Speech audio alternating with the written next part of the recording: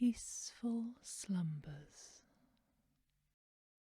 Please do not listen to this recording while operating heavy machinery or driving a vehicle. Find yourself a comfortable position. Settle down, close your eyes, and relax. Cinderella. The wife of a rich man fell sick, and when she felt that her end drew nigh, she called her only daughter to her bedside and said, "Always be a good girl, and I will watch down from heaven and look over you." Soon afterwards she shut her eyes and died, and was buried in the garden. The little girl went every day to her graveside and wept, and was always good and kind to all about her. And the snow spread a beautiful white covering over the grave, but by the time the sun had melted it away again, her father had married another wife. This new wife had 2 daughters of her own. They were fair in face, but foul at heart, and it was now a sorry time for this poor little girl. "What does this good-for-nothing want in the parlour?" they said. And they took away her fine clothes and gave her an old frock to put on, and laughed at her and turned her into the kitchen. Then she was forced to do the hard work, to rise early before daylight, to bring the water, make the fire, cook and wash. She had no bed to lie down on, but was made to lie by the hearth among the ashes, and they called her Cinderella. It happened once that her father was going to the fair, and he asked his wife's daughters what he should bring them. "Fine clothes," they said at first. "Pearls and diamonds," said the second. "Now, child," he said to his own daughter, "what will you have?" "The first sprig, dear father, that rubs against your hat on your way home," she said.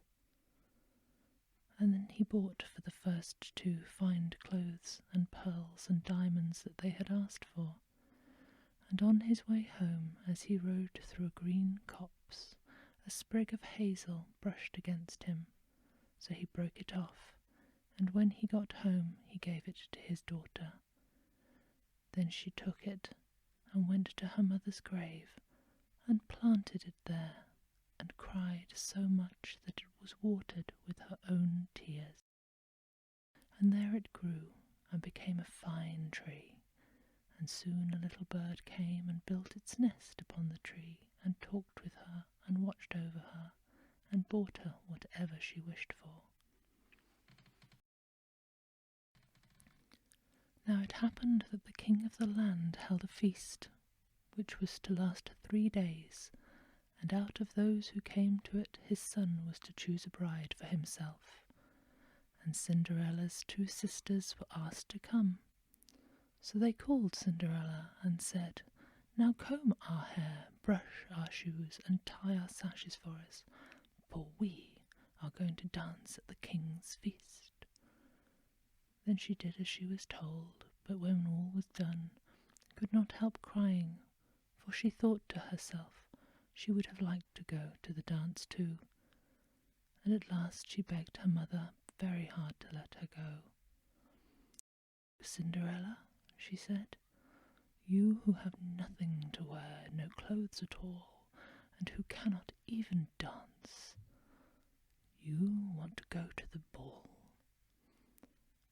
And when she kept on begging to get rid of her, she said at last, "I will throw this basin full of peas into the ash heap, and if you have picked them all out in 2 hours' time, you shall go to the feast too." Then she threw the peas into the ashes, but the little maiden ran out at the back door into the garden and cried out, "Hither, thither, through the sky, turtle doves and linnets fly, blackbird, thrush and chaffinch gay, hither, thither, haste away. One and all, come help me quick. Haste ye, pick, pick, pick. Then first came 2 white doves, the next 2 turtle doves, and after them all the little birds under heaven came, and the little doves stooped their heads down and set to work, pick, pick, pick. And then the others began to pick, pick, pick, and pick out all the good grain and put it into a dish, and left the ashes. At the end of 1 hour the work was done, and all flew out again at the windows. Then she brought the dish to her mother, but the mother said, No, no, indeed, you have no clothes and cannot dance, you shall not go. And when Cinderella begged very hard to go, she said, If you can, in 1 hour's time, pick 2 of these dishes of peas out of the ashes, you shall go too. So she shook 2 dishes of peas into the ashes, but the little maiden went back into the garden, and at the back of the house called as before, and all the birds came flying, and in half an hour's time all was done, and out they all flew again. And then Cinderella took the dishes to her mother, rejoicing to think that she should now go to the ball. But her mother said, It is all of no use, you cannot go. You have no clothes and cannot dance, and you only put us to shame. And off she went with her 2 daughters to the feast.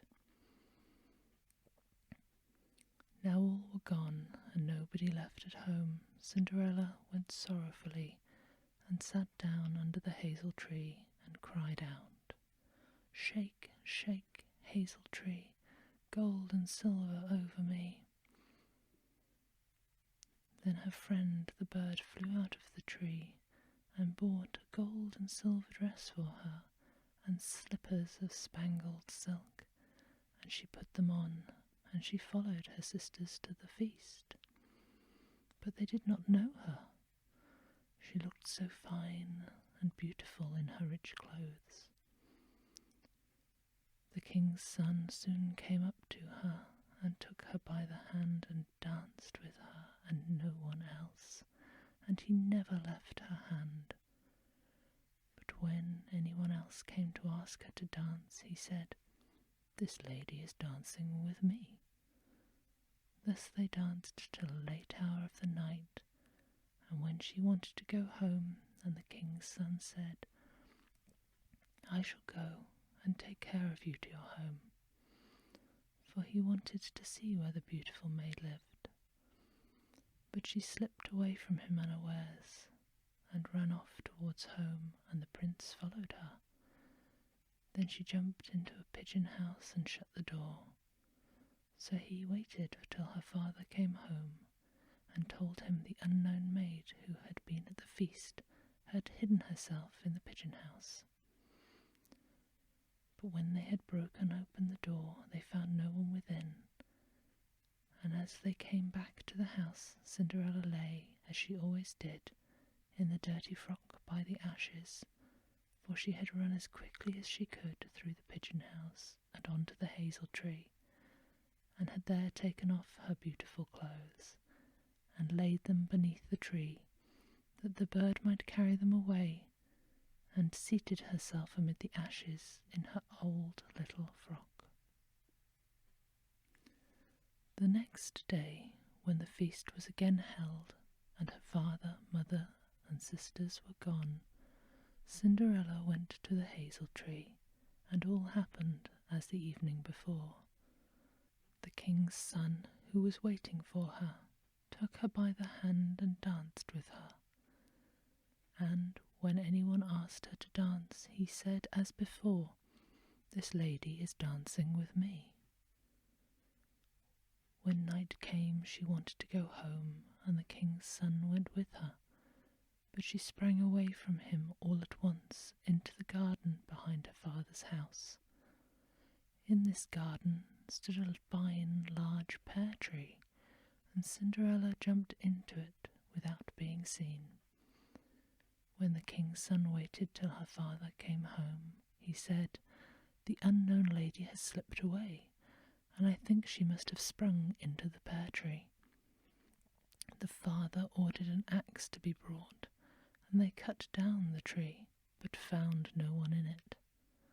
And when they came back to the kitchen, there lay Cinderella in the ashes as usual, for she had slipped down on the other side of the tree and carried her beautiful clothes back to the bird at the hazel tree, and then put on her little old frock.